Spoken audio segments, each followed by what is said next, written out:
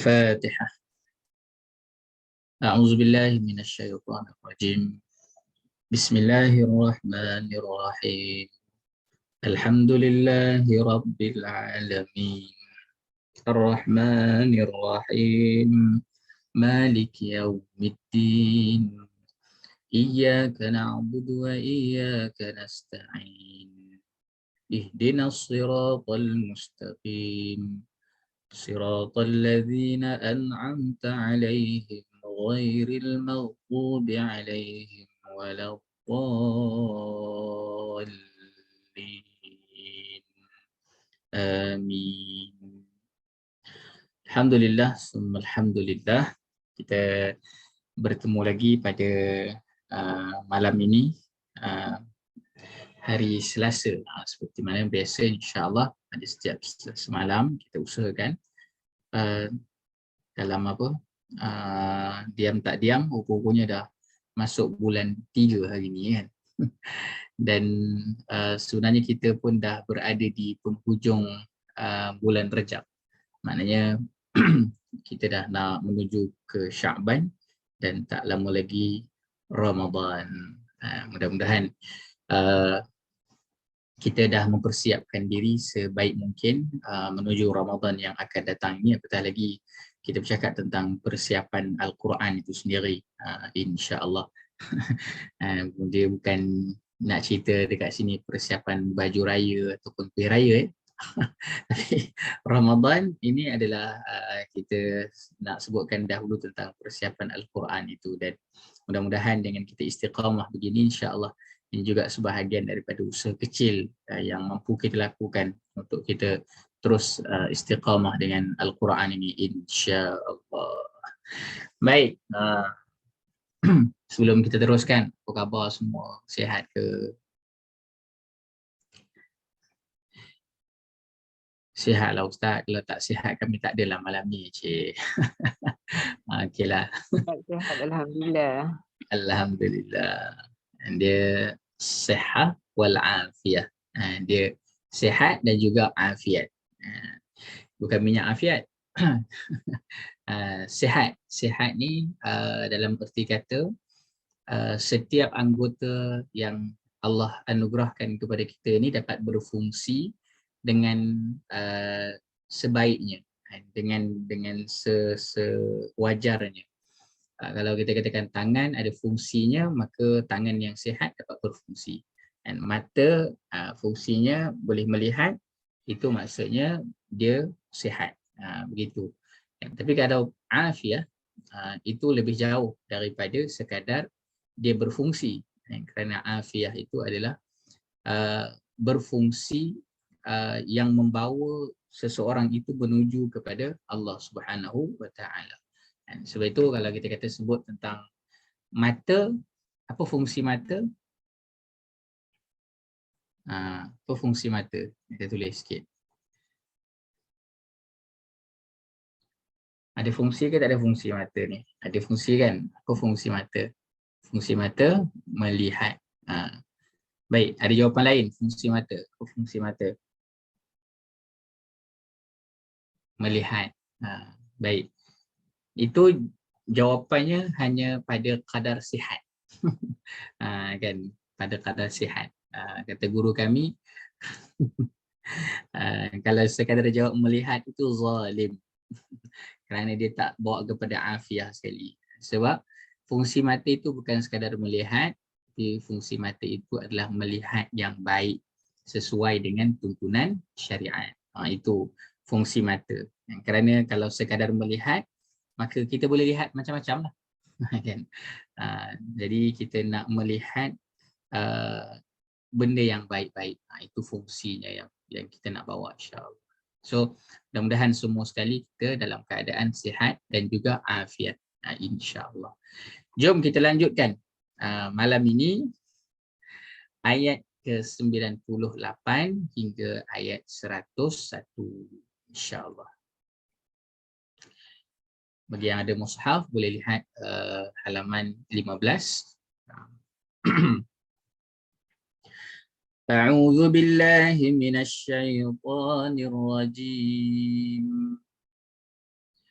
من كان عدوا لله وملائكته ورسله وجبريل وميكال فإن الله عدو للكافرين ولقد أنزلنا إليك آيات بينات وما يكفر بها إلا الفاسقون أو كلما عاهدوا عهدا نبذه فريق منهم بل أكثرهم لا يؤمنون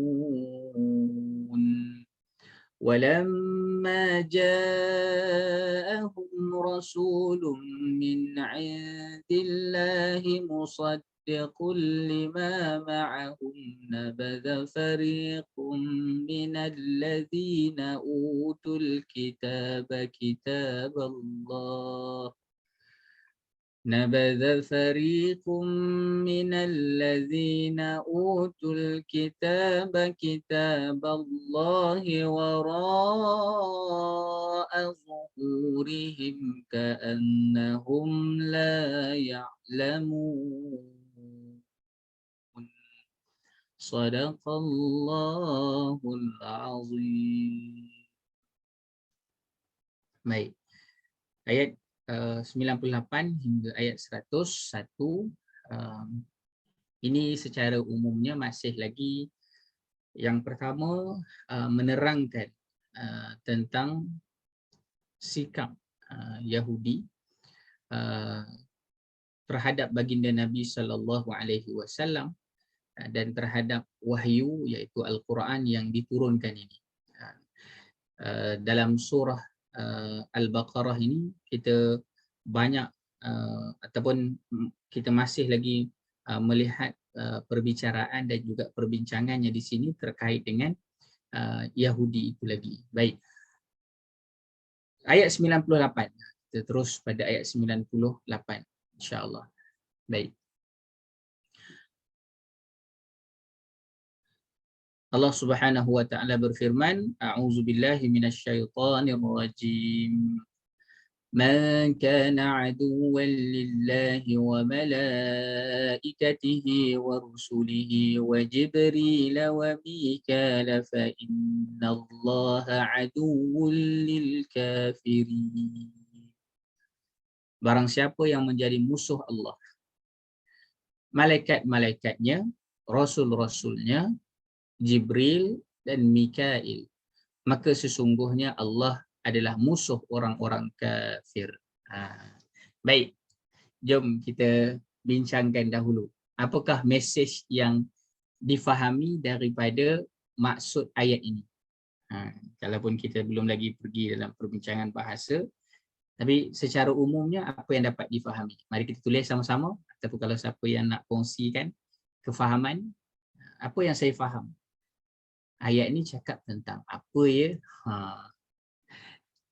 Jom kita bincangkan sedikit dahulu.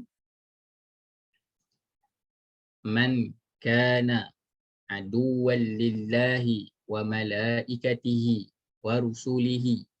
Siapa yang menjadi musuh Allah, malaikat, rasulnya, Jibril wa Mikal, Jibril dan juga Mikail, fa innallaha aduwwul lil kafirin, maka sesungguhnya adalah Allah musuh bagi orang kafir. Apa yang boleh kita faham? Apa maksudnya? Jom kita tulis sedikit dekat ruangan chat ataupun ada nak kongsi secara verbal pun tak ada masalah. Sambil-sambil tu saya yakin ada yang sedang menulis itu kan. InsyaAllah. Boleh Jadi buka kalau mic kita untuk berinteraksi dengan Ustaz. boleh, tak ada masalah. Boleh buka mic siapa yang nak memberikan kefahaman. Penasriah kata Allah menjadi musuh orang-orang kafir. Fa innallaha aduwwun lil kafirin. Itu satu mesejnya. Dan maka sesungguhnya Allah adalah musuh orang-orang kafir. Terima kasih Bunda Nasriah gitu. Baik, bagaimana yang lain? Ada lagi tak mesej yang dapat difahami Siti?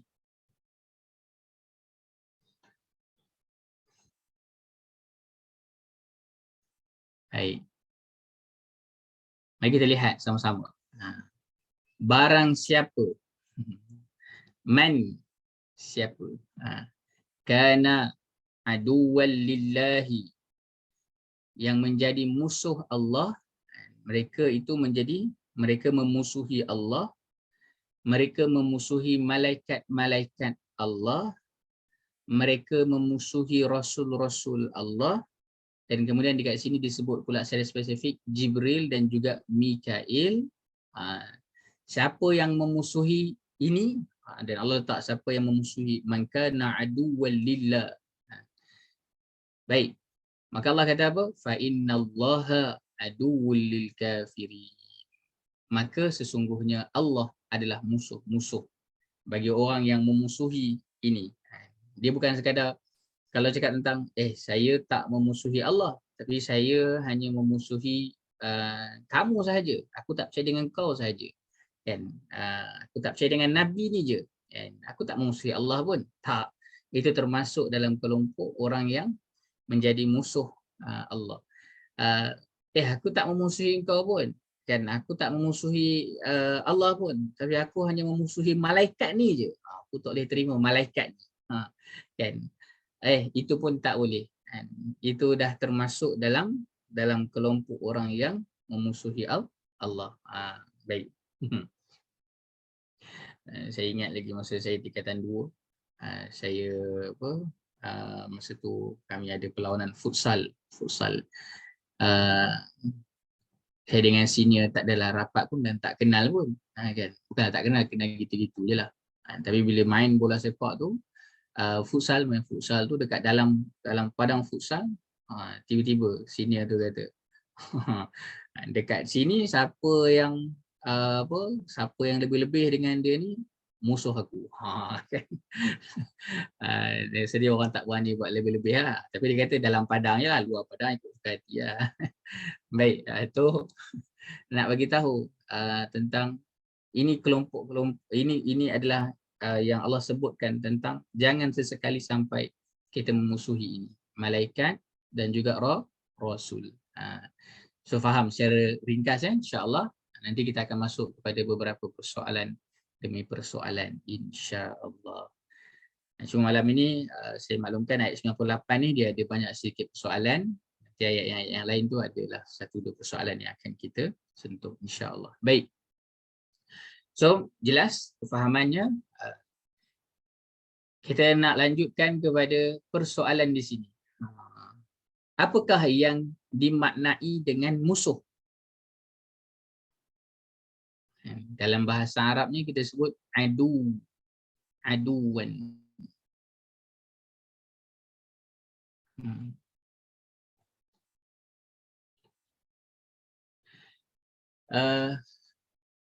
Itu biasa disebutkan dalam perbincangan bahasa itu adu dengan makna menjauh. Sebab itu seseorang yang semakin menjauh hubungannya dengan seseorang yang lain, maka hubungan itu akan boleh menjadi renggang. Maka kerenggangan itulah yang boleh menyebabkan permusuhan kerana tidak ada kasih sayang di situ. Baik, so itu kalau kita lihat adu itu. Tapi di sini disebutkan musuh. Siapakah musuh? Mereka yang disebutkan musuh itu adalah mereka yang berusaha untuk memberikan mudarat kepada yang dimusuhinya. Itu dimaksudkan di sini. Awak ni musuh saya. Jadi dengan arti kata kalau awak musuh saya akan berusaha untuk memberikan mudarat kepada awak. Kan? Sekarang ni pun tengah berlaku krisis di peringkat dunia kan. Allah Ta'ala alam. Sebenarnya kalau kita mengkaji daripada perspektif hadis akhir zaman itu, Masya-Allah, tabarakallah. Ia sebenarnya sangat membuka mata. Tapi poin dia tu tak apalah. Kita pergi pada di sini. So, itu makna musuh. Orang yang berusaha untuk mendatangkan mudarat kepada yang dimusuhinya. Dan jika Allah memusuhi seseorang itu bererti ancaman seksa akan jatuh ke atasnya. Allahu Akbar.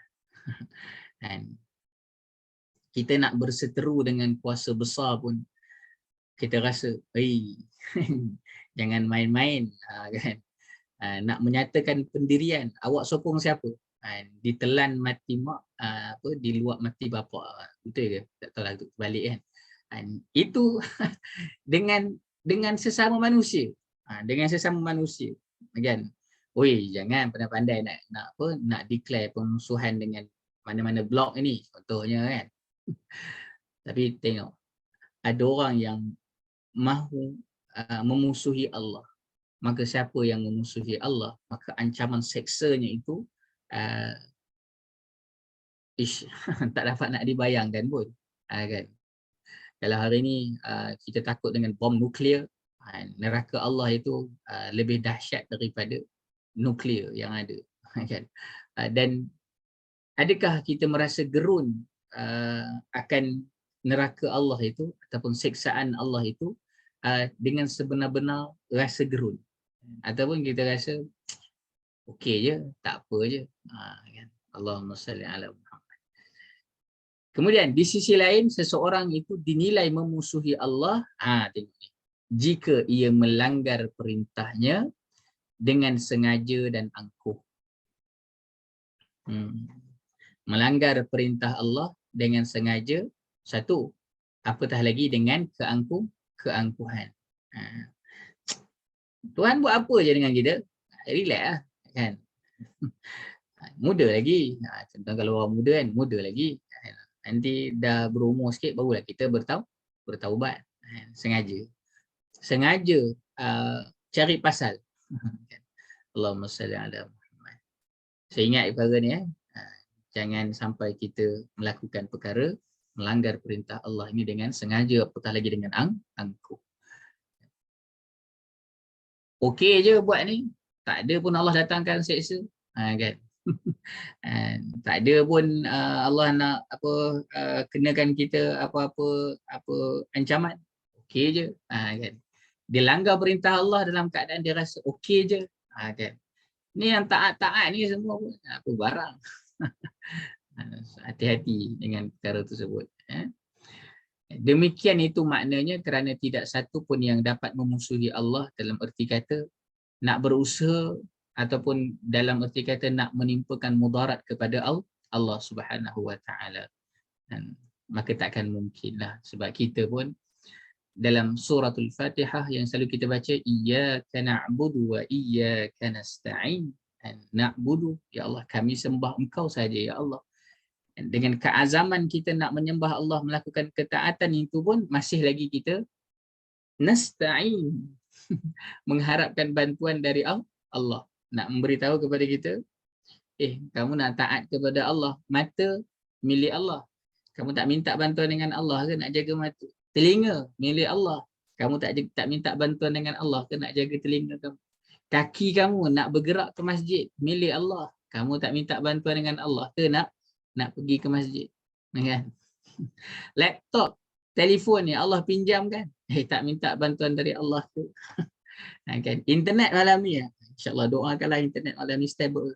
Saya pun tak tahu dah, beberapa malam ni dia kadang-kadang dia buat hal sikit, kan.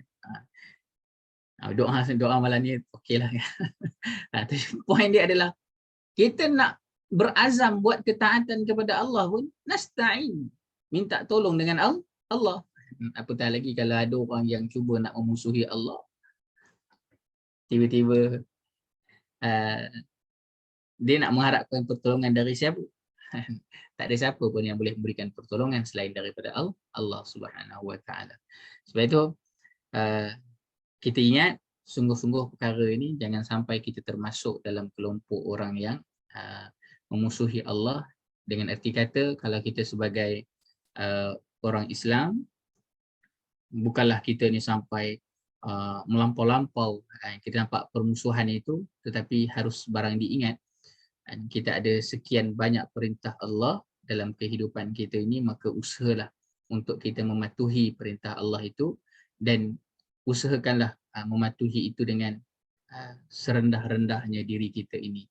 Dan kerana itulah antara jalan untuk kita menuju Allah Subhanahu Wa Taala, dengan kita betul-betul menghinakan diri kita di hadapan Allah Subhanahu Wa Taala, dan agar kita tidak masuk dalam kelompok yang disebutkan sebagai aduullah, musuh Allah. Baik, so itu yang pertama. Kita faham dahulu apa itu musuh.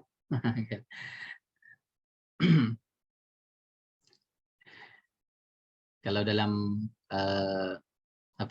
latihan tentera darat dulu, kami biasa dengan istilah pasukan sahabat ataupun pasukan musuh. Kan? So musuh itulah, musuh tu dia berusaha untuk mendatangkan mudarat. Baik, yang kedua, tadi kita baca ayat Al-Qurannya, aduwwan lillahi wa malaikatihi wa rusulihi. Ya Allah, siapalah yang tolong penting. Baik. Sekejap dia kena stop sekejap. Saya masuk balik okey, baik, dia padam balik.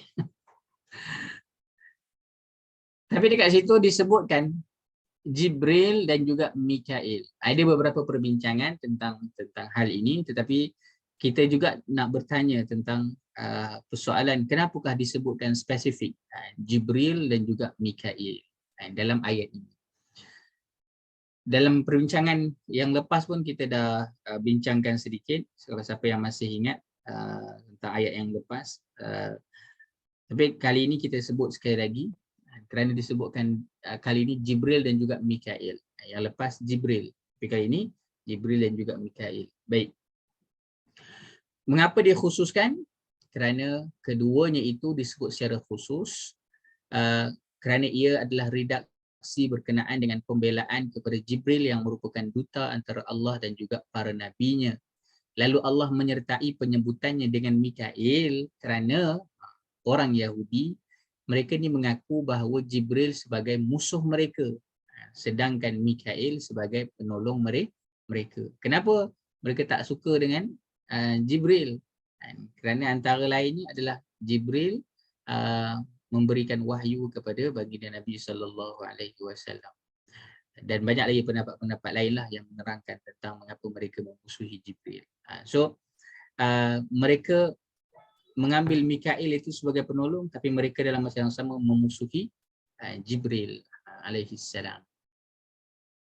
Adapun Jibril itu juga dari sudut makna menyebutkan tentang hamba Allah, Abdullah.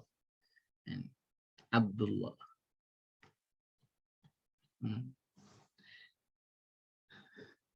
Adapun Mikail itu juga sebenarnya dengan makna hamba Allah juga, tetapi dia datang dalam wazan tasghir. Jadi Ubaidillah, Ubaidillah atas wazan fu'ail. Jadi dia datang Ubaidillah, hamba Allah, tetapi di sini dengan makna kecil, kan. So itu makna Jibril dan juga Mikail menurut sebahagian daripada pakar bahasa. Baik, sebab itulah Allah Ta'ala memberitahukan barang siapa memusuhi salah satu daripada keduanya, iaitu Jibril ataupun Mikail, maka sebenarnya ia telah memusuhi yang lainnya juga, ataupun mereka sebenarnya telah memusuhi Allah Subhanahu Wa Ta'ala. Sebab itu disebutkan Jibril dan juga Mikail dalam ayat ini kerana nak menunjukkan lagi tentang permusuhan orang Yahudi kepada malaikat Jibril. Allahumma salli ala Muhammad. Sampai ke tahap itu detailnya, kan, ayat Al-Quran. Kalau boleh, kalau tak boleh saja malaikatihi wa rusulihi, kan, malaikatnya dan juga Rasulnya. Tapi kenapa nak dikhususkan Jibril dan juga Mikail di situ? Allahumma salli ala Muhammad. Itu yang kedua. Yang ketiga, masih lagi pada ayat 98.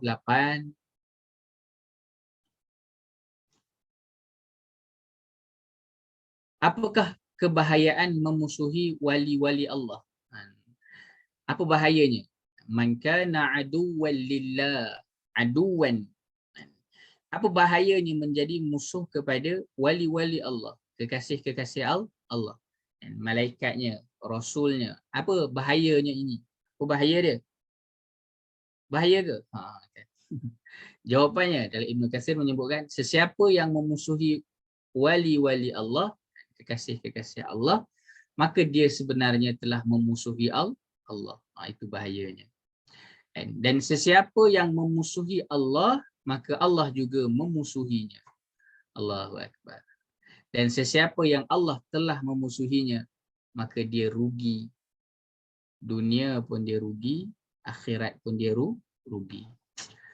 Ya Karim, ya Karim. Sebab itu tuan-puan yang dirahmati Allah Subhanahu Wa Taala, ini satu perkara yang kita nak berikan perhatian sungguh-sungguh tentang bahayanya sesiapa yang memusuhi waliullah, kekasih-kekasih Allah. Sebab itu hari ini kena kenal lah siapakah golongan yang Allah kasihi, siapakah manusia yang Allah kasihi, daripada orang-orang yang soleh, daripada hamba-hambanya yang dekat kepada Allah Subhanahu Wa Taala, daripada kalangan para pejuang-pejuangnya. Maka ketika mana kita nak ada rasa, sekejap, siapa ni yang aku nak benci ni? Kita takut-takut dalam keadaan kita membencinya, rupa-rupanya kita sedang membenci orang yang dikasihi Allah, maka kita khawatir kita menjadi orang yang rugi di dunia dan juga di akhirat itu. Allahu Akbar. Sebab itu dalam perkara yang kita boleh lakukan, cuba tengok rakan-rakan kita, kenalan-kenalan kita, perhatikanlah.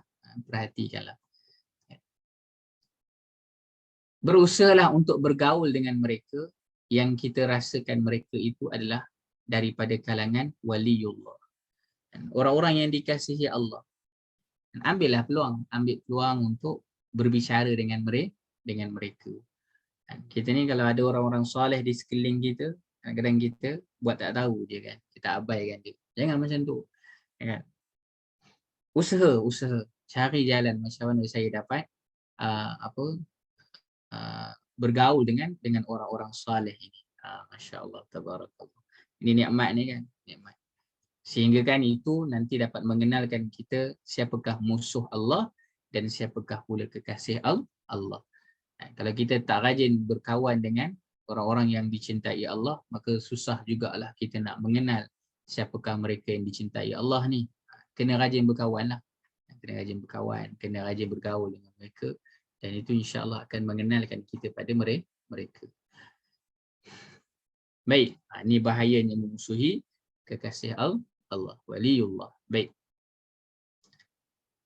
Dan yang terakhir sebelum kita masuk pada ayat yang ke-99,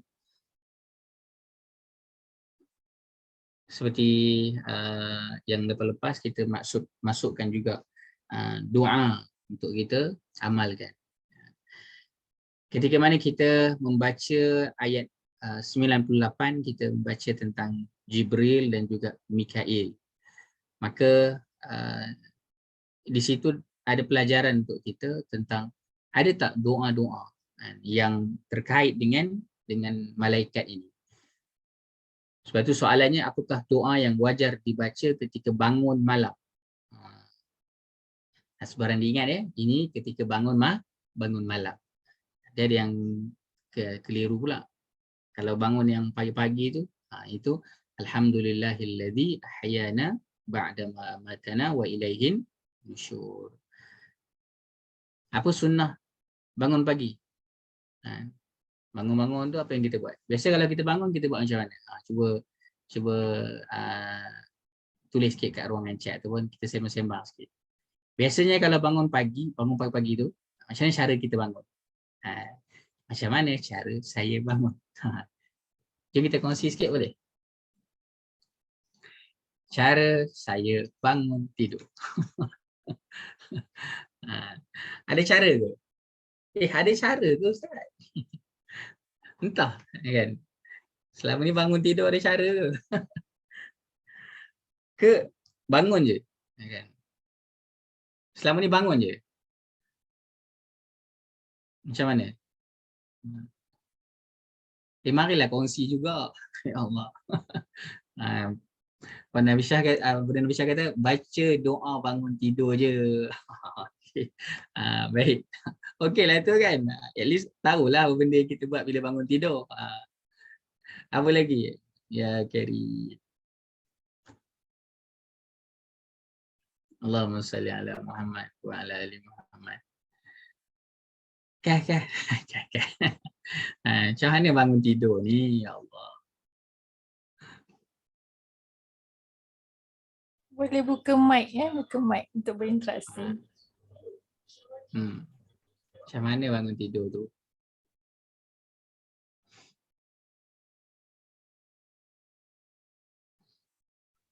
Baca doa. Baik. Allahumma salli ala Muhammad. Kalau kita biasa itu cara kita bangun, kita tanyakan macam mana Nabi.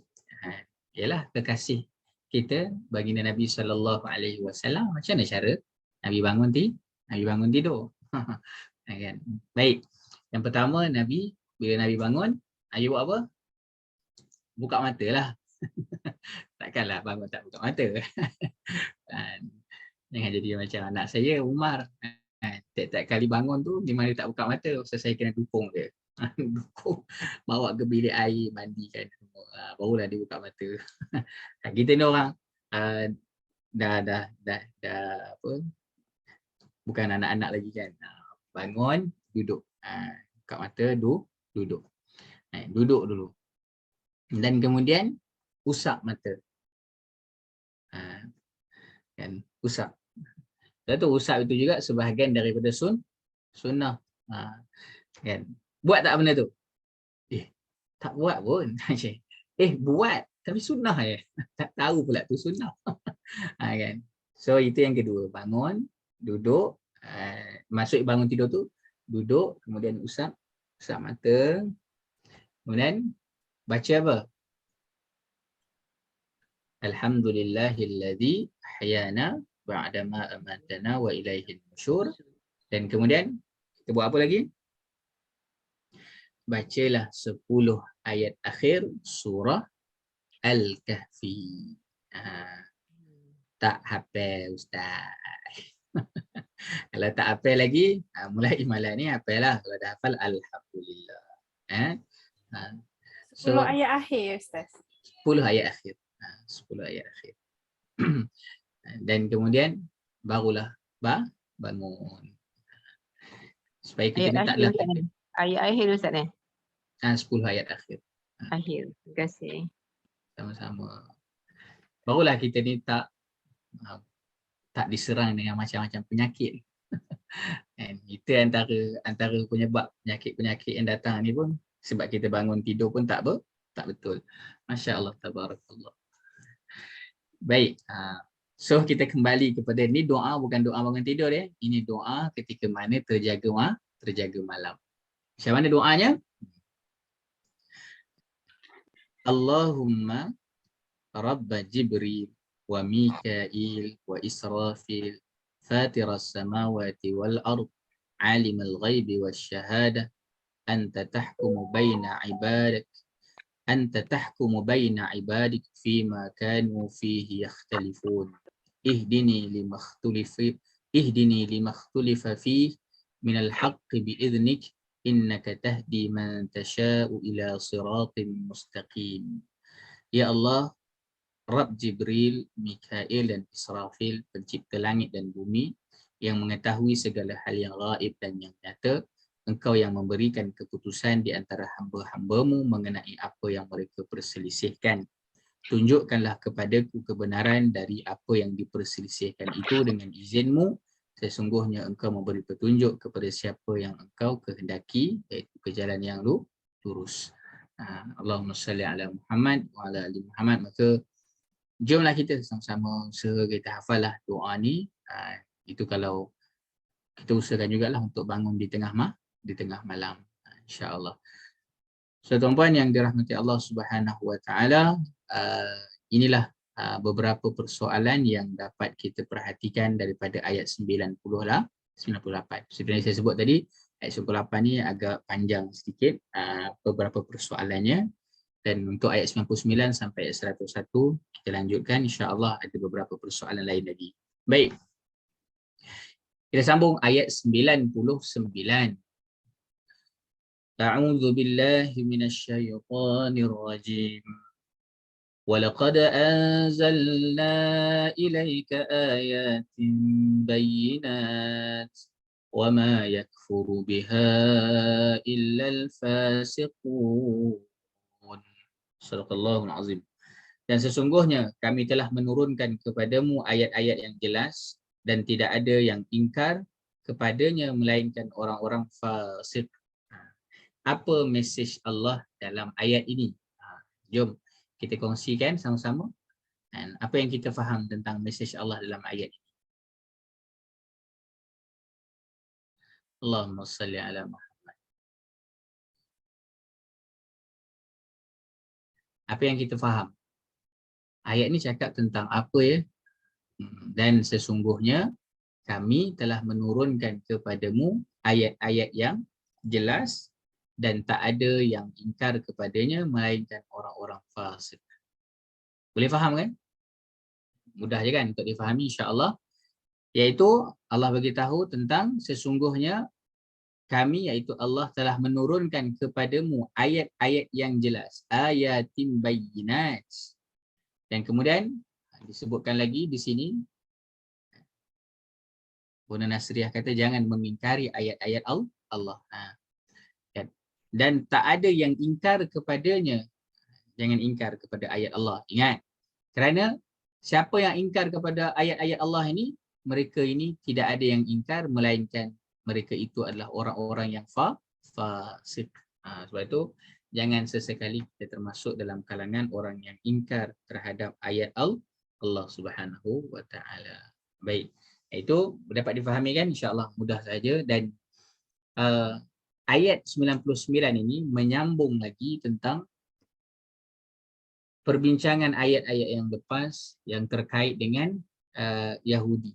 Maka ketika mana sudah diterangkan perangai-perangai mereka ini, kemudian Allah bagi tahu walaqad anzalna ilaika ayatin bayyinat. Betapa mereka nak memusuhi kamu, dan wahai Rasulullah, kan? Sebenarnya mereka sedang memusuhi apa sebenarnya? Allah nak beritahu yang mereka musuhi itu adalah anzalna ilaik, yang kami turunkan kepadanya itu. Yang kau sedang musuhi ini, siapa yang kau sedang musuh sekarang ni? Inilah hamba-Ku yang aku turunkan kepadanya ayatin bayyinat. Ayat-ayatku yang jelas nyata. Kamu nak memusuh juga dengan dia. Dan kemudian diterangkan lagi kepada kita, kerana perangai kamu macam tu, tidaklah kamu ini yang berterusan dalam mengingkari ayat-ayatku kecuali termasuk dalam kelompok orang yang fasik. Di sini fasik ini para mufassir ada yang menegaskan tentang mereka ini termasuk lagi orang Yahudi. Baik. Allahumma salli ala Muhammad wa ala ali Muhammad. Apa persoalan yang boleh kita tanyakan dari ayat ini? Macam-macam lah sebenarnya kalau kita nak tanyakan. Kan? Tetapi kita ambil salah satu daripada persoalan yang kita boleh berikan perhatian, iaitu apa makna fasik itu sendiri? Fasik. Kenapa tak disebutkan wama yakfuru biha illal kafirun? Kan? Kenapa tak disebutkan begitu? Dan di sini kita nak mengambil faham tentang makna fasik itu. Dan fasik ini kita nak lihat daripada sudut bahasa itu sendiri, fasik apa dia. Dan salah satu daripada rujukan bahasa, ini yang biasa saya gunakan, iaitu daripada satu kitab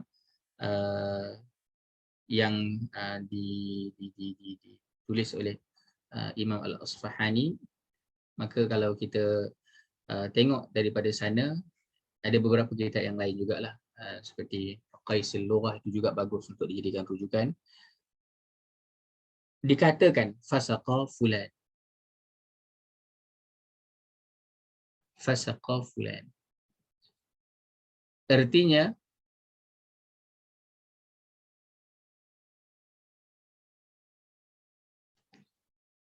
si fulan itu keluar dari aturan syariat.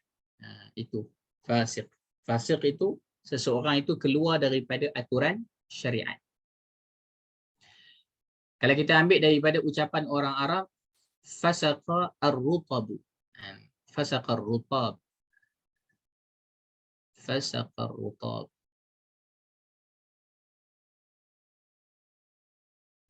Yakni kurma basah telah keluar daripada kulitnya. Kurma dah keluar daripada kulitnya. Dan kata ini lebih umum daripada kufur. Kerana al-fisq itu dapat diucapkan untuk menunjukkan dosa yang sedikit maupun banyak, meskipun pada penggunaannya ia lebih dikenali untuk menunjukkan dosa yang besar. Dan fasik. Sedangkan kata fasik itu disematkan kepada orang yang mereka ni mengaku ada syariat. Tahu ada hukum ini. Kemudian mereka buat apa? Ini masalahnya. Mereka tahu ada syariat tapi mereka langgar semua. Atau mereka langgar sebahagian daripada syariat-syariat itu. Ataupun sebahagian daripada hukum-hukum itu. Itu makna fasik. Fasik ini bukan kerana mereka tak tahu. Sebab tu orang Islam, kalau kita sebut mereka ini fasik, bukan kerana mereka tak tahu, tapi kerana mereka meninggalkan syariat yang mereka tahu pun mereka perlu buat. Kan? Tapi kalau ia terkait kafir, dan kalau orang kafir, ini Allah sebutkan tentang Yahudi. Wa ma yakfuru biha illa al-fasiqun. Fasik. Maka perkataan itu kerana dia telah mencederai logika. Maksudnya apa? Dia dah keluar daripada logik-logik yang sepatutnya itu mudah nak difahami. Kan? Kalau kita kata logik makan itu kenyang, dia meninggalkan logik makan itu kenyang. Kan? Jadi dia meninggalkan logik mengikut kepada Rasul Allah itu adalah satu jalan yang benar. Kerana itu mereka tahu dalam kitab mereka Taurat. Tapi mereka tak nak pun. Maka mereka sedang mencederai logika mereka serta fitrah yang ditunjukkan oleh akal yang sihat. Kalau sudah keluar daripada jalan itu, maka orang kafir yang disebutkan dengan fasik, maka sebenarnya mereka lebih teruk, kerana di sini terkait dengan orang kafir yang bukan mereka tak tahu. Kan? Mereka ada kitab mereka iaitu Taurat, dan mereka tahu isi kandungan kitab itu, tetapi mereka sengaja meninggalkan isi kandungan kitab itu. Bahkan mereka tahu kedatangan Nabi SAW itu ada dalam kitab mereka. Mereka tinggalkan itu. Itu sudah menyebabkan mereka itu bukan sekadar melakukan kezaliman yang besar, tapi dah keluar daripada fitrah yang digunakan oleh akal yang sehat. Akal. Kita pernah sebut tentang iqal sebelum ni, akal. Itu yang menghalang seseorang daripada melakukan keburukan. Kerana akal, orang yang berakal adalah orang yang terhalang daripadanya melakukan perkara-perkara yang buruk. Itu orang yang berakal. Kan? Dia bukannya orang yang berakal ni, engkau ni kan banyak akal. Selalu kan orang cakap, kau ni banyak akal kan. Tapi lah bahasa Melayu kita kan banyak akal ni maksudnya banyak helah kan. Dia ni akal dia geliga betul. Otak geliga kan. Geliga pasal dia boleh menipu kan. Contohnya lah kan. Dia boleh songlap duit banyak-banyak, orang lain tak tahu pun. Kan? Contohnya lah kan. Ini orang yang akal dia IQ tinggi ni. Akal itu adalah sesuatu yang menghalang seseorang daripada menjerumuskan diri dia kepada keburukan. Itu akal. Maka semakin berakal seseorang, dengan pengetahuan dia itu akan menghalang dia daripada berbuat jahat. Itu orang yang berakal. Tapi kalau semakin cerdik, semakin kuat pula syahwat dia, dan semakin dia jauh daripada fitrah yang sihat, maka itu adalah orang yang tidak berakal. Sekalipun kita nampak dia macam berakal yang sangat hebat. Allahumma salli ala Muhammad. Baik, tiba-tiba masuk bab akal. Kenapa? Ni bab fasik. Baik, fasik. Baik. Dia lah perbahasan bahasa ni dia jadi panjang lebar. Kita keluar daripada sini.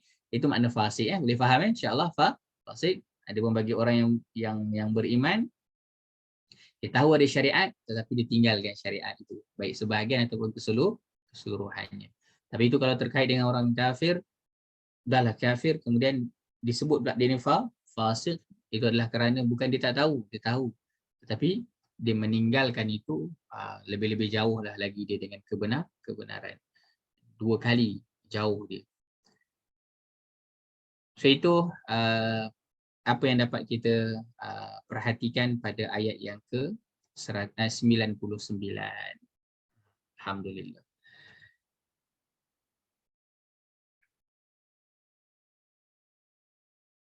Ayat 100.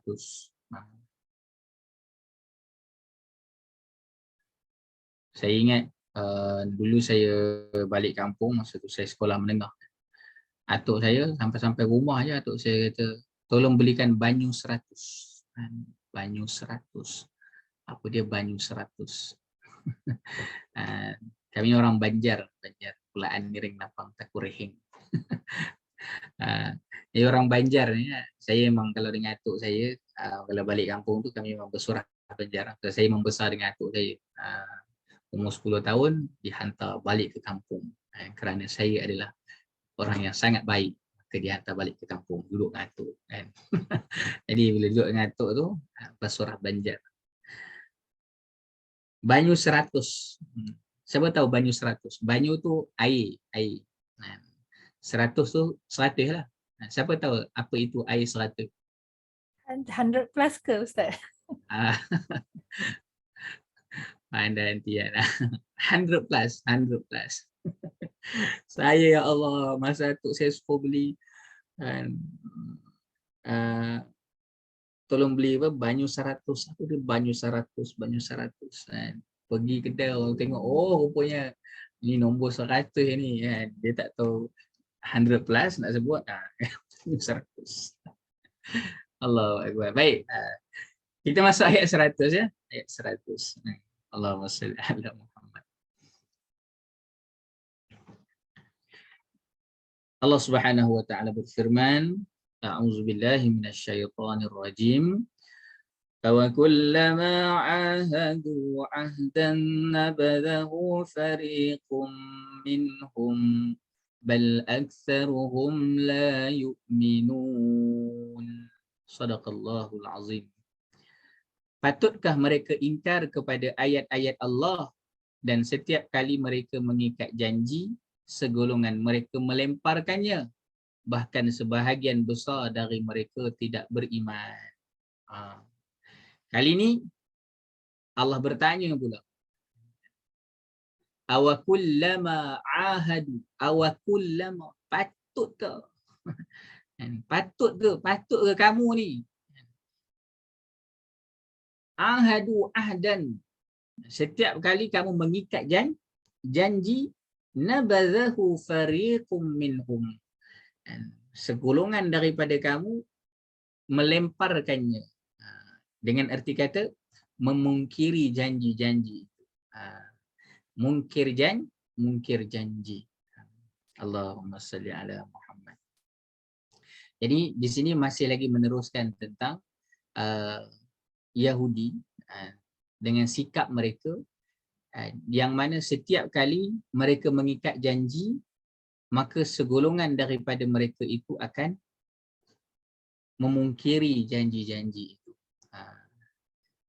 Allahumma salli ala Muhammad. Bahkan bal aktsaruhum la yu'minun, sebahagian besar daripada mereka itu tidak beriman. Nak menunjukkan, kita pun kalau baca sejarah, tapi kalau baca sirah Nabi SAW, berapa ramai Yahudi yang mereka memeluk Islam pada zaman Nabi SAW. Cuba cek balik dalam sirah, ataupun tanyakan balik pada pakar-pakar sirah. Kerana kita tahu Nabi SAW itu diturunkan kepada bangsa Arab, kan? Di situ kalau spesifiknya bangsa Arab, dan Nabi SAW sendiri daripada Bani Hashim yang amat disegani itu. Tapi kalau kita sebut tentang Yahudi, berapa ramai pula yang mereka ini masuk Islam. Allahumma salli ala Muhammad. Sebab di sini sebut bal aktsaruhum la yu'minun, sebahagian besar daripada mereka tak beriman. Allahumma salli ala Muhammad.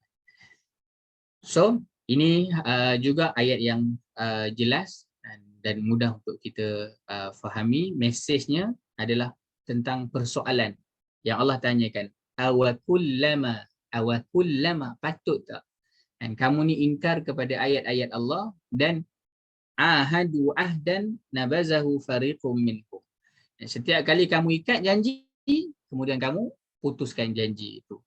Patutkah kamu ni jadi macam tu, kan? Allahumma salli ala Muhammad wa ala ali Muhammad.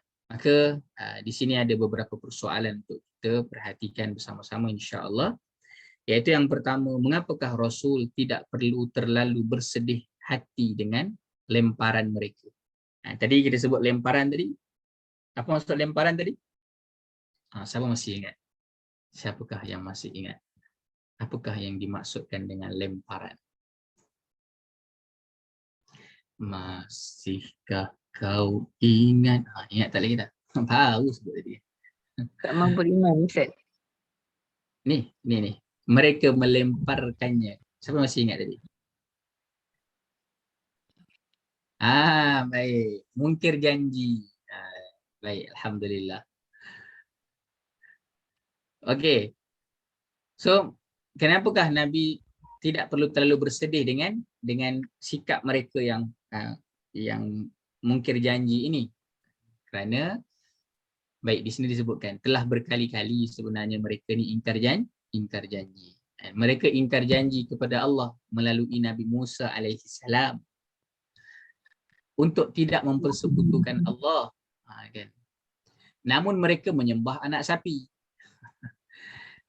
Mereka janji tak nak menangkap ikan pada hari Sabtu, tapi mereka buat helah, kan? Ada yang menyebutkan tentang pada hari Sabtu itu mereka lorongkan sahaja ikan itu ke satu tempat, dan kemudian hari Ahad mereka ambil. Ada yang sebut tentang mereka tak buat hari Sabtu, kan? Mereka tahan hari Jumaat, ambil hari Ahad. Jadi hari Sabtu kami tak tangkap. Cerdik tak? Cerdik kena ke dia, kan? Itu perangai. Dan banyak lagi kalau kita baca dalam sejarah.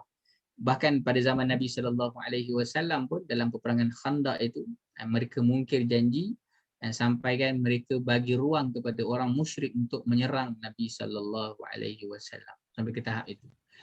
Maka kalau demikian, disebutkan di sini, mengingkari janji telah menjadi sifat yang melekat dan membudaya pada diri mereka. Kerana itu tak perlulah terlalu bersedih, wahai Muhammad, atas sikap dan perlakuan mereka terhadapmu dan terhadap ajaran yang engkau bawa. Allahumma salli ala Muhammad. Jadi jangan ditanya tentang masa kini dan perangai mungkir janji itu. Sebenarnya memang dah daripada dulu perangai itu menjadi darah daging mereka. Dah menjadi satu budaya pula bagi mereka. Sebab itu Allahumma salli ala Muhammad itu juga menjadi pelajaran yang kuat kepada kita. Ini kalau siapa yang menyampaikan dakwah kepada bangsa ini, itu memerlukan kepada hati yang betul-betul jitu. Dia kalau hati tisu tak boleh. Atau hati tisu. Dia kena sikit. Dia dah tak nak dah kan. Baru dakwah kat Malaysia saya ni pun dah tu kan. Apatah lagi kalau kita nak berdakwah kepada orang yang hari ni kita dah cakap dengan dia, esok dia boleh apa kona ikut lain kan. Allahumma salli ala Muhammad wa ala ali Muhammad. Jadi tuan-puan yang dirahmati Allah Subhanahu wa taala. Ya. Boleh tak kalau kita abaikan saja dakwah pada Yahudi ni? Bolehkah? Kita tumpu pada yang lain. Pada golongan lain. Pada golongan yang lain. Yang pertamanya kita nak dakwah. Ini dalam konteks dakwah ya. Saya lebih gemar menggunakan istilah islah dan juga dakwah. Islah itu lebih sinonim kita mengajak kepada sesama Muslim, itu islah. Kan? Adapun dakwah itu mengajak kepada non-Muslim kepada agama Allah Subhanahu wa taala. Dan boleh tak kita nak mengabaikan sahaja dalam konteks kita hari ini, kita dekat negara kita pun jangan kata Yahudi kan. Takut-takut kawan kita acong pun kita tak pernah dakwah pada dia kan. Kawan kita Mutusami pun kita tak pernah dakwah pada dia. Saya lebih khawatir yang itu. Kerana saya tak tahulah kalau ada bangsa itu di sini, tapi kalau ikut pada keadaan demografi kita macam tak ada lah kan. Tapi siapa yang duduk berdekatan itu, sebab itu kalau kita tengok siapa yang boleh dakwah sampai ke tahap global itu, Masya Allah, Tabarakallah. Itu satu jihad yang sangat-sangat besar sebenarnya. Tapi sebelum kita nak pergi ke sana pun sebenarnya kita bercakap tentang orang yang berada di sekeliling kita ni. Itu pun adakah kita sudah menyampaikan, saya sudah menyampaikan dakwah kepada mereka. Soal nak abaikan itu, sekiranya mereka ada dengan kita, jangan diabaikanlah. Tapi kalau mereka itu jauh dengan kita, tak adalah kita nak pergi cari-cari sampai ke sana. Melainkan kalau kita ada kekuatan, memang itu yang sebaiknya. Kan? Kita pergi melaksanakan apa yang telah dilaksanakan oleh para sahabat dahulu. Para sahabat dahulu mereka bukan tunggu orang datang untuk didakwahkan. Bahkan mereka lah yang pergi ke negara-negara lain untuk mereka dakwah. Itu satu perkara yang sangat kuat. Allahumma salli ala Muhammad wa ala ali. Maknanya yang lebih penting sekarang ni mengislahkan dululah Ustaz ya. Islah orang yang ada di sekeliling kita, yang seagama dengan kita, yang satu iman dengan kita. Dakwah juga perlu dilakukan terhadap orang yang tidak satu iman dengan kita. Itu kena dilakukan juga, jangan ditinggalkan. InsyaAllah. Jazakallah khair Ustaz. Wa iyyaki. Sejauh sangat kan dakwah kepada bangsa Yahudi. Saya sebut jugalah mungkin dekat sini yang berdakwah sampai ke sana kan. Insya-Allah, tabarakallah. Tapi sebenarnya berdakwah itu sahaja sudah memerlukan kepada jiwa yang kuat. Allahumma salli ala Muhammad. Kita dah sampai ayat 101. Sampai 101 dah kan? Ya Allah. Mari kita baca sama-sama ayat 101. A'udzu billahi minasy syaithanir rajim. walamma ja'ahum rasulun min 'indillahi musaddiqun lima ma'ahum نبذ فريق من الذين أوتوا الكتاب كتاب الله وراء ظهورهم كأنهم لا يعلمون. Sadaqallahul Azim. Dan setelah datang kepada mereka seorang Rasul dari sisi Allah yang membenarkan apa, iaitu membenarkan kitab yang ada pada mereka, nabadha fariqum minal ladzina utul kitaba kitaballahi wara'a zuhurihim. Sebahagian daripada orang-orang yang diberikan kitab Taurat itu, mereka melemparkan kitab Allah ke belakang seolah-olah mereka tidak mengetahui bahawa itu adalah kitab Allah. Soalan, apa mesej Allah pada ayat ini? Jom kita bincang sama-sama. Apa yang kita boleh faham daripada ayat ini? Ini masih lagi kesinambungan daripada kisah yang lepas. Dan ini sudah masuk kepada cerita macam mana mereka dengan sikap yang lebih teruk, sehingga kan mereka menggunakan sihir pula. Nanti kita akan masuk dalam perbincangan ayat seterusnya itu kan.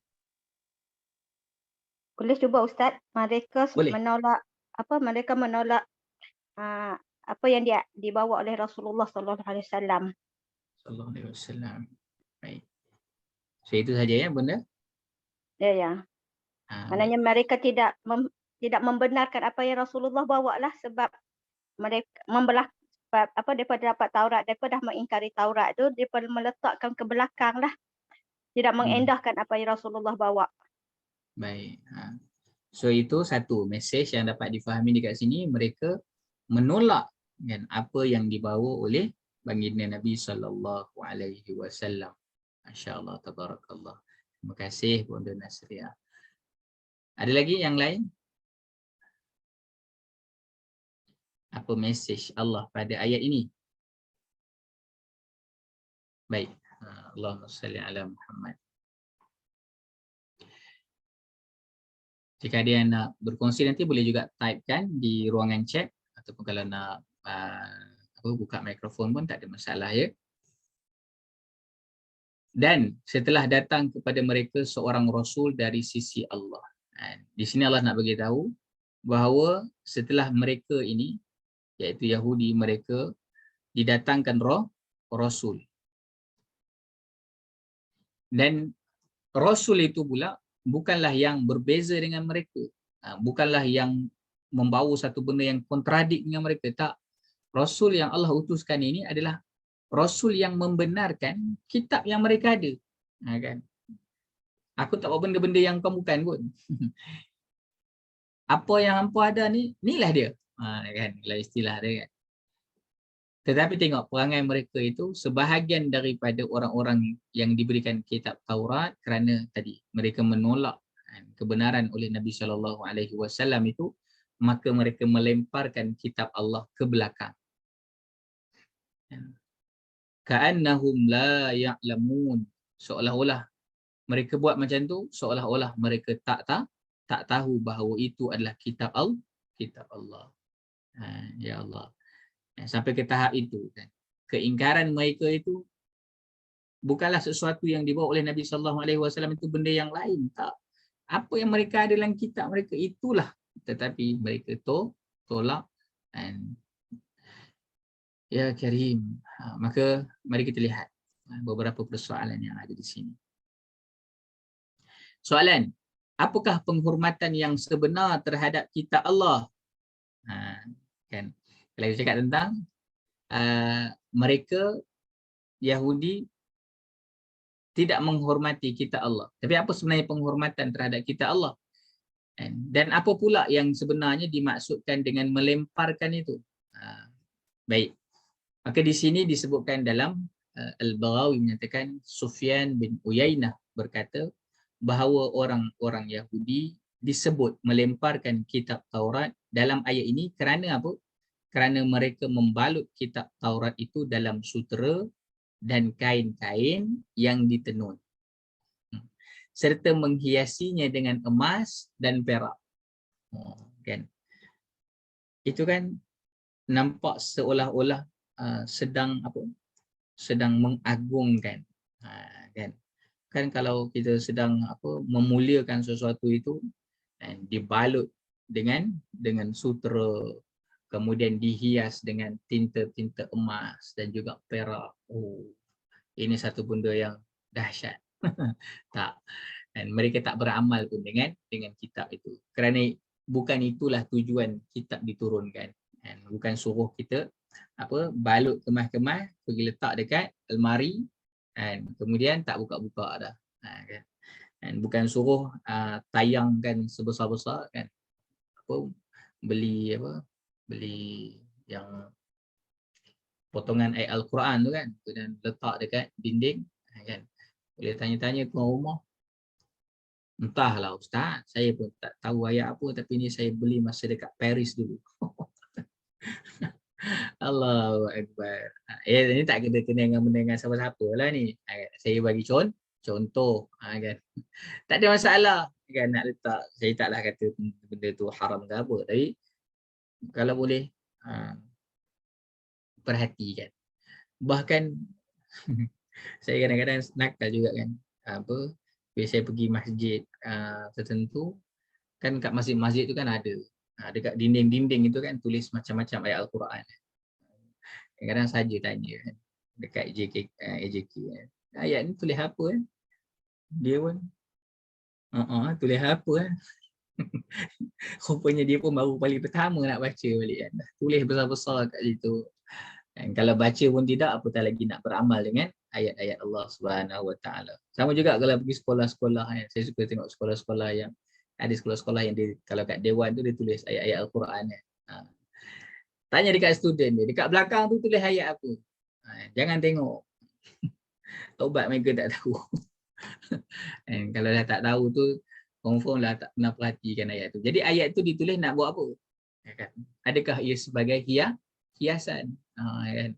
Adakah ia hanya sekadar untuk menjadi tatapan mata sahaja, tapi tak dibaca dan tak difahami, apatah lagi kalau nak diamalkan. Allahumma salli ala Muhammad. Maka inilah satu bentuk penghinaan.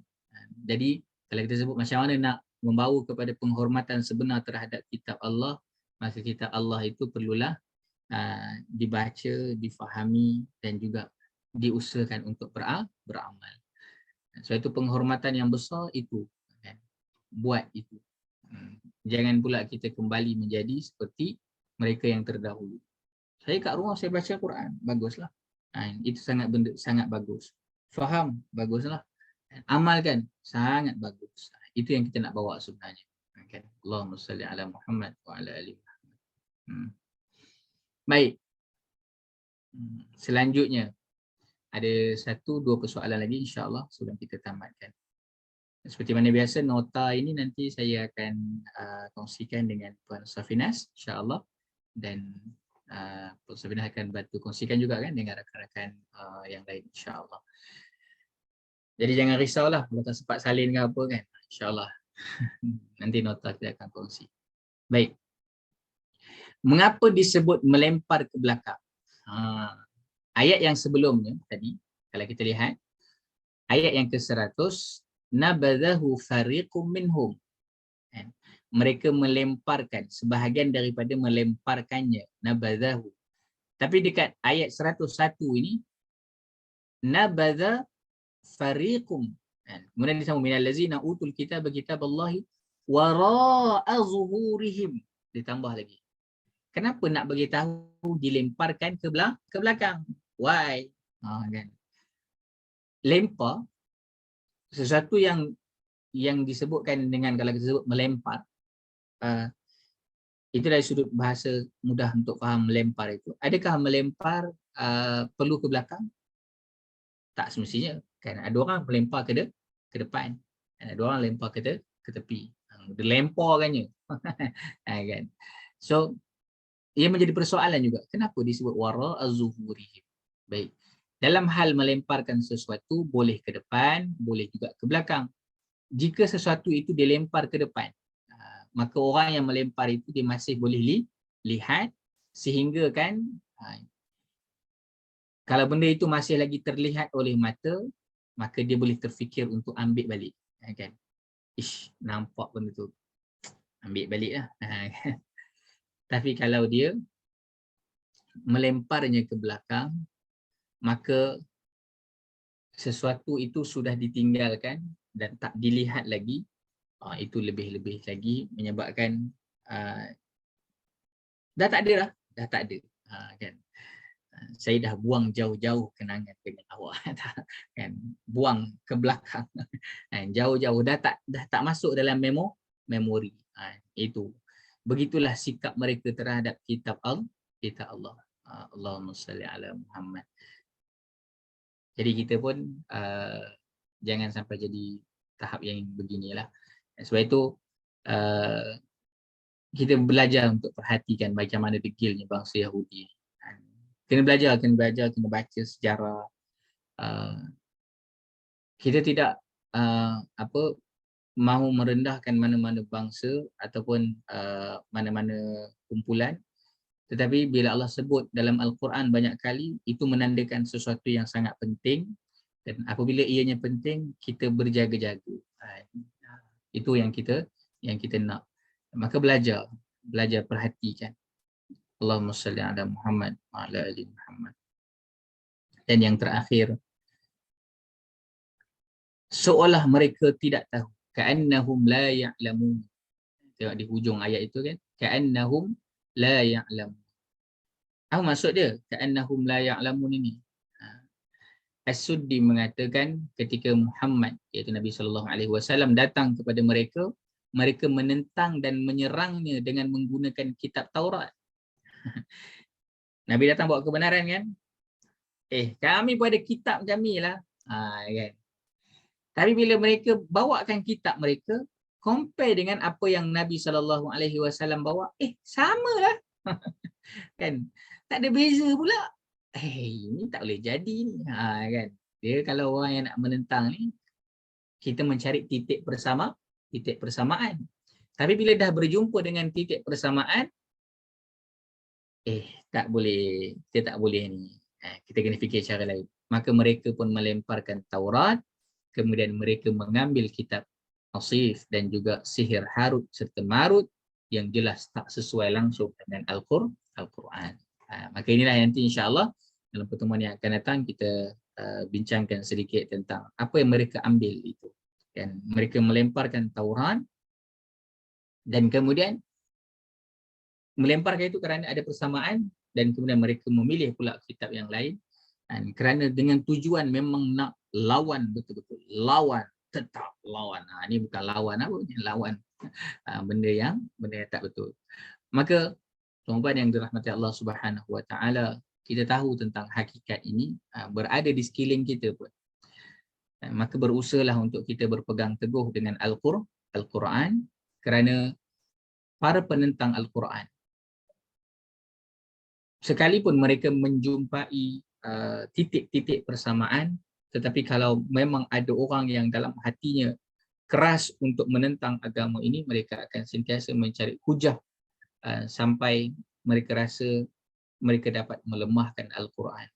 Sebab itu kita sendiri sebagai umat Islam, sebagai orang yang ada Al-Quran, saya dekat bahagian tadabbur sini kita agak ni sikit sebab apa? Saya memang sedang bicarakan tentang situasinya adalah tentang Nabi SAW dan berhadapan dengan Yahudi. Sebab itu kita punya kondisi tadabbur kita beberapa pertemuan ini dia agak cenderung kepada kena sentiasa Quran is Quran. Kan? Kerana memang kalau ada orang nak tentang Al-Quran, kalau memang mereka tak nak percaya, mereka akan cari jalan. Kok mana pun mereka akan cari jalan. Ini perkara yang kita nak kena aware sungguh-sungguh. Dan jangan sampai kita pula jadi orang yang mengikut kepada selain daripada Al-Quran itu sendiri. Maka kita ada keluarga, ikutlah keluarga kita dengan Al-Quran. Kita ada negara, bernegara lah seperti mana yang dikehendaki dalam Al-Quran. Dan kita ada cari nafkah setiap hari, maka carilah nafkah seperti mana yang dikehendaki dalam Al-Quran dan sebagainya. Dan ketika mana ia bertentang dengan Al-Quran, kita tetap teguh dengan Al-Quran sebagai panduan kehidupan kita sampai bila-bila, insya-Allah. Allah Ta'ala alam.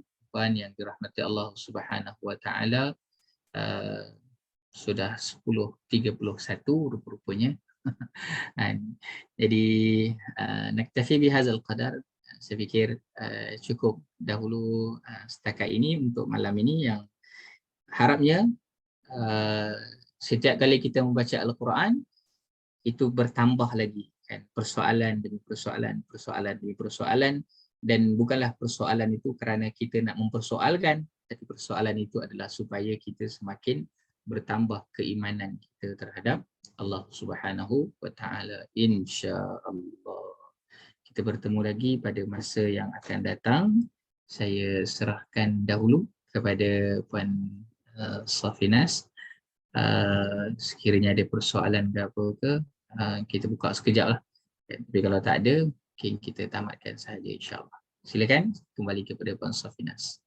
Terima kasih Ustaz. Alhamdulillah. Baik. Jelas. Saya nak tunggu minggu depan, tak sabar sebab nak Ustaz elaborate lebih pasal harut marut tu. Oh, okey, baik, insya-Allah. And then pasal apa, ayat ni dia zaman Nabi Musa kan Ustaz. So dia ada kaitan dengan Samiri ke Ustaz masa Allah sebut ayat ni?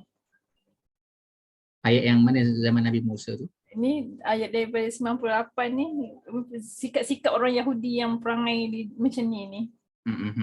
Sebagai musuh Allah. Maksudnya macam sekarang ni pun sebenarnya masih wujud lagi orang-orang yang berusaha untuk macam kita kan orang Islam, kita banyak ikut aja. Kita tak sedar pun adanya musuh-musuh Allah ni masih menjalankan kerja-kerja dia, tapi berselindunglah atas nama education ke, atas nama macam-macam nama, kita ikut je. So bila kita baca ayat Quran, ditadaburkan macam ni oleh Ustaz, kita boleh nampak musuh Allah ni masih wujud lagi sebenarnya. Kan? Ya, sebab itu tadi yang kita baca, terima kasih. Nanti yang ayat 100 tadi kita baca tadi kan, bukan Banyu 100 ya, ayat 100 tadi. Bal aktsaruhum la yu'minun. Bahkan sebahagian besar mereka ini tidak beriman. Dan kita membaca sejarah tentang Yahudi ini, satu daripada zaman sebelum itu, saya sebutkan Yahudi dalam konteks kedegilan mereka. Kerana dalam Al-Quran kalau bercakap tentang mereka ini juga daripada keturunan yang baik, Bani Israel. Maka istilahnya adalah Bani Israel. Tapi kalau kita sebut tentang Yahudi ini adalah kerana ketidaktaatan mereka, dan kendati pun mereka bukanlah musuh besar yang bertentang secara bersemuka, terutamanya dalam peperangan pada zaman Nabi SAW. Tapi pada 1924 itu kejatuhan kerajaan Daulah Islamiah pada waktu itu, siapakah yang menjatuhkan? Itu yang dibincangkan, ada scholar yang bincangkan, kegemilangan Islam itu ditutup oleh Yahudi. Akhirnya kegemilangan Islam itu ditutup oleh Yahudi. Boleh fikirkan tak sama-sama, kalau ia ditutup oleh satu bangsa ini, maka siapakah yang menguasai setelah Islam itu, kerajaan Islam itu ditutup? Sudah pastilah yang menutup itu yang menguasai. Dan hakikat yang kita perlu terima sampai hari ini pun, kita masih lagi mengikut kepada yang menguasai pada zaman ini. Allah Ta'ala alam. Jadi itu menjadi peringatan yang sangat besar kepada kita. Kita memang kena buat apa? Kena buat revision balik. Ini bertepatan tak dengan Quran Sunnah? Ini bertepatan tak?